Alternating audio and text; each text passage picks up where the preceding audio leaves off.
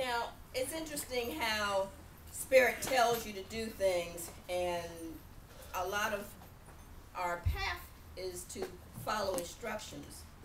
Spirit had me get up this morning, and I went out to Gandy Beach, and I watched the sunrise. I knew that there was something particular, a message that they wanted to bring to me this morning to bring for you. As the sun was coming up and I was admiring the reds and the oranges and the yellows, it was so beautiful. And the message that came to me was, live like you're dying. And I stood there for a while and I'm like, live like you're dying?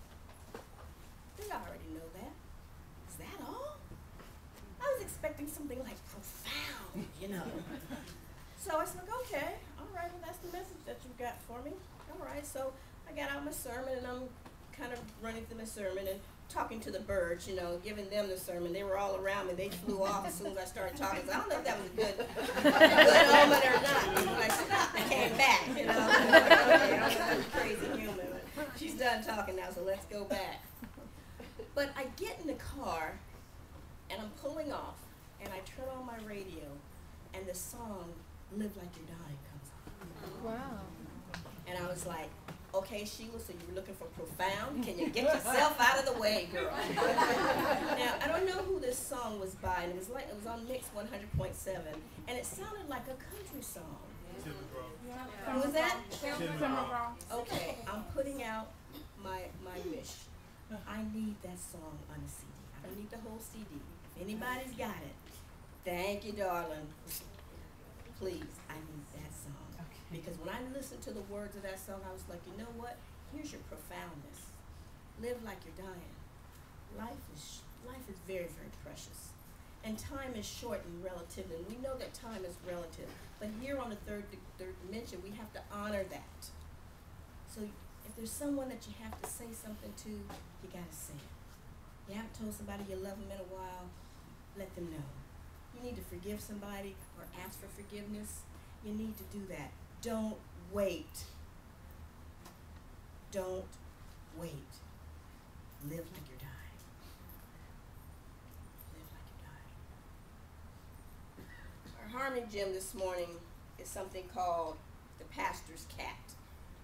And this particular story just made me laugh. Every time I thought about it, the visualization that I had just amused me to no end. I hope it leaves a bright spot in your day.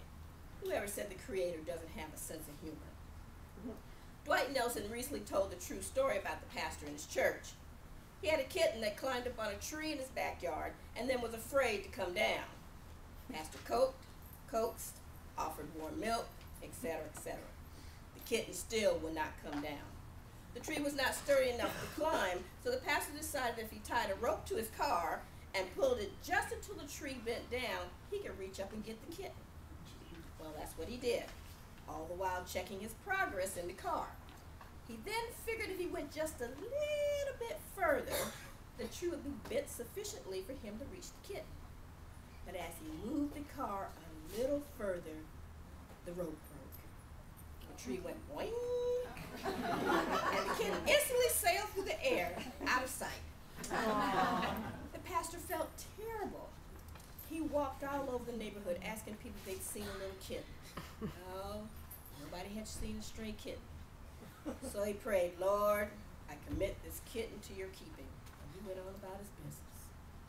A few days later, he was at the grocery store and he met one of his church members. He happened to look into her shopping cart and was amazed to see cat food. Now, this woman was a cat hater and everybody knew it. So he asked her, why are you buying so much cat food when you know that you don't like cats? And she replied, you won't believe this. And then told him how her little girl had been begging her for a cat, but that she kept refusing.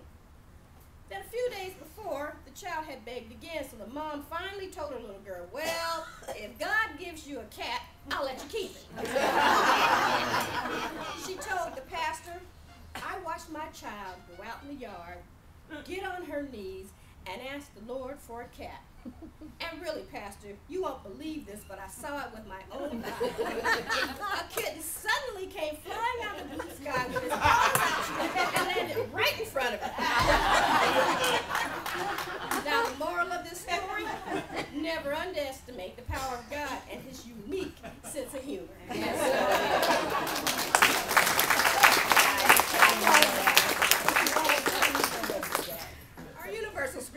lesson from the Bible for translating from the physical to the spiritual is on love. Become love, all-encompassing love. Love is the greatest healing and revealing energy there is. Love is the force that brings all of the other creative energies together. It is through love that you experience true mastery. Love is the energy that ignites the spark that flames the inner spiritual flame into fullness and brings you into conscious oneness with God. Love is the energy that causes the Christ within to unfold and translates you into spirit. All-encompassing Christ love sets you free to fulfill your purpose in peace and harmony, to fully experience your spiritual destiny. Love so much that you become all-encompassing Christ love. Exemplify only Christ love, and you will only experience Christ love in the physical realm as it is in the spiritual realm, on earth as it is in heaven.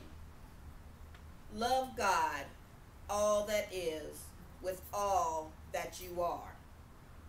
To love God with all one's being is the beginning of all wisdom, the beginning of all power.